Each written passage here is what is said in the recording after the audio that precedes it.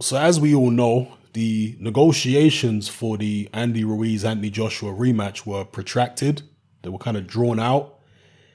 It even got to the stage where Eddie Hearn had to start initiating legal proceedings to make Team Ruiz put pen to paper, but they eventually got there in the end. Now, during that whole time, when there was this protracted negotiation period, you had a lot of fans, you know, I want to say Ruiz fans, but I don't think they are particularly Ruiz fans. They're more Wilder fans and PBC fans and American boxing fans, some American boxing fans. And most of them were saying that Andy Ruiz should not fight Anthony Joshua in the UK. And even before the Dylan White controversy, you know, when the Oscar Rivas fight, this is what they were saying, that he shouldn't fight Anthony Joshua in the UK, that he should fight him in the States again or in Mexico.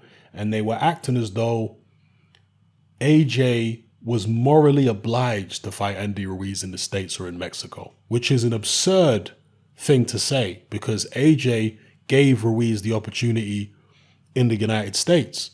So why can't they run it back in AJ's country? You know, that seems fair. But no, they're not interested in what's fair. They're only interested in what benefits them. And I'm not talking about Team Ruiz necessarily. I'm talking about, you know, the people who were supporting Ruiz, mainly Deontay Wilder fanboys and AJ haters, PBC fanboys, etc.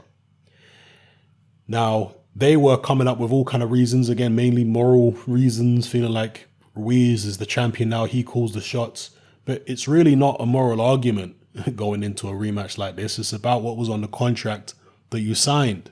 You know, that the moral stuff goes out the window. What was signed on the contract? Yeah, there are lots of things that we don't like from a moral point of view that we can disagree with. But even with a moral point, and I'm talking about in business, in contracts in general, but even from a moral point of view, I don't see what the issue was with Andy Ruiz fighting AJ in the UK. Why is it a problem? As Boxing Beats and Rhymes brought up during that whole situation, the man who is regarded by many as the greatest fighter of all time, Sugar Ray Robinson, he came to the UK and fought Randolph Turpin and lost. When they ran it back and had their rematch, they didn't rematch in the UK. They rematched in Sugar Ray Robinson's country, in America, in New York. That's where they rematched. So if it's good enough for Sugar Ray Robinson, why is it, you know, not good enough for Anthony Joshua? Why does Robinson get a pass doing something like that? The greatest fighter ever. But with AJ, oh no, he don't get a pass. It shows how biased people are. It shows they have no ability to be objective and be fair. They want all the chips stacked in their favor. And we're talking about a bunch of people who just hate Anthony Joshua. That's what we're dealing with here. And who hate British boxing in general.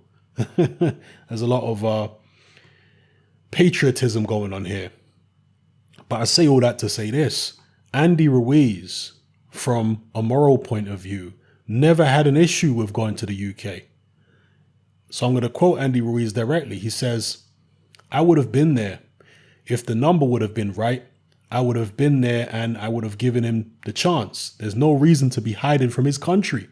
He came all the way over here. I would have gone back over there, but they made it in Saudi Arabia, so I think that was a fair choice. So right there, he said there's no reason to be hiding from his country. He came all the way here, meaning he came to the United States, so it's perfectly fair for me to fight him in the UK. The whole digging his heels in situation, you know, even complaining about the UK, complaining about Saudi Arabia, that was just a ploy to try and get more money. And I know I was speculating about what Al Haymon was really doing, and we were all speculating, but it turned out to be a pretty mundane explanation. You know, none of us were insiders, obviously, we could only speculate, but it turns out as though Ruiz just wanted more money. He didn't really give a damn about where the fight was going to be. He was happy to fight AJ in the UK, as long as they paid him the right figure. But apparently they didn't. And you have to imagine that Saudi Arabia were paying more money than would have been available in the UK. You have to imagine that, or else it would have happened in the UK.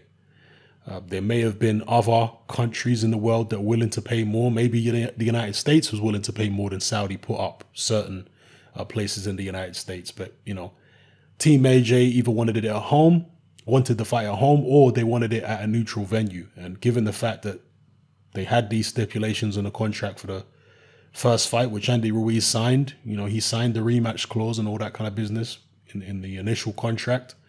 So it is what it is. But Ruiz goes on to say, we were negotiating. I would have fought wherever, man. The fighter's going to fight wherever, but it's just the team where they're going to negotiate and whatnot. I don't think that's my business to be saying, you know what, I want to fight here, I want to fight there. It wasn't me. So even there, Andy Ruiz is saying that he was not the one dictating where he wanted the fight to be. I mean, this is basically Ruiz telling you that his team were, taking that decision completely out of his hands. And he just sat back and said, wherever you guys want to put it, you put it there. And who in his team exactly was doing this? Al Haymon? Because it's funny that you've got these Deontay Wilder fanboys running around calling AJ a puppet. But yet Deontay Wilder turned down a $120 million DAZN deal. Well, you think he did that of his own volition? Or do you think he did that because Al Haymon said, you ain't taking no DAZN deal? Put two and two together and think about it logically. And here we have Andy Ruiz basically telling you that he didn't have any input in terms of where this fight was going to be. He was just told to go on camera and say certain things, but he's admitting that it was the team that directed the negotiations, not him. He will fight wherever. He left it in the hands of the team. So again, this is a PBC fighter basically admitting that he's not the captain of his ship. Certainly not in this situation.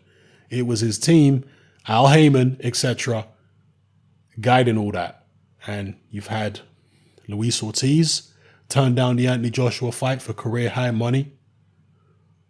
And it wasn't his decision. He wanted the fight. But people within his team, whether it was his promoter or I strongly suspect Al Haymon, who are behind it, because yes, Luis Ortiz is with Dade Promotions, but Al Haymon uses promotional companies as a conduit for himself. Like TGB Promotions, Tom Brown's promotional company. When do you ever see, Tom Brown making big deals and all this kind of stuff? No. People signed to Al Haymon, and Tom Brown is used as a front for Al Haymon. Okay? And this Dade Promotions, another very small outfit, when do you see them putting on boxing shows? Right? So who's really calling the shots? Dade Promotions or Al Haymon? I strongly suspect it's Al Haymon who prevented Luis Ortiz from taking the AJ fight. Okay, rather than Dade Promotions. I could be wrong, but I strongly suspect I'm right. And again, this Andy Ruiz admission is more evidence to the fact that PBC guys are not their own bosses. Certainly a lot of them. They've got Al Haymon pulling the strings, telling them what to do, telling them what to say and what not to say, where they're going to fight, where they ain't going to fight, etc. Because at the end of the day, Al Haymon gets a cut from all of these fighters' purses, as Eddie Hearn gets a cut from AJ's purses, etc.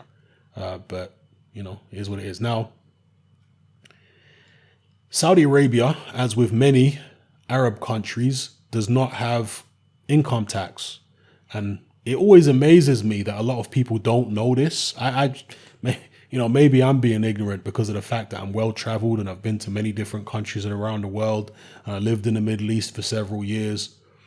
Maybe I'm being ignorant about how ignorant most people actually are, but it's apparently a lot of people don't realize that many countries in the Middle East do not have income tax. Okay. And that is one of the reasons that people are whispering about in terms of why they think this fight has gone to Saudi Arabia. People are saying, oh, maybe it's because they ain't got income tax. It's like people are acting as though it's some kind of secretive rumor that Saudi doesn't have income tax. No, it's not a secretive rumor. It's a very well-known and established fact. It's not a hidden thing. It's, part of Islam. In Islam, income tax is forbidden. So in Saudi Arabia, they don't have income tax. Now, if you are a British person, or you come from a country that does have income tax, it's not so straightforward to just go to Saudi Arabia or the UAE, Dubai, etc., and make a load of money and think that you can escape the taxman in your own country, because the taxmen in your country, in Britain, America, etc., they will usually get you. They will usually sting you for that tax when you come back into the country somehow, some way. But when you're talking about rich, very rich people who move in rich circles, a lot of them do know the loopholes, how you can make tax-free money in a country like Saudi Arabia, or various other tax-free countries around the world, how you can make tax-free money there and avoid the taxman when you come back to your country. Maybe you transfer the money into a Swiss bank account, or, I'm no expert on it, but perhaps that was one of the reasons why Eddie Hearn, Anthony Joshua, etc. decided to make the rematch in Saudi Arabia. And the same for Team Ruiz, because according to Hearn, Team Ruiz wanted to fight in Saudi Arabia rather than the UK, because they were given the option, UK or Saudi, and they said Saudi. So did they know about this lack of income tax there as well? I don't know.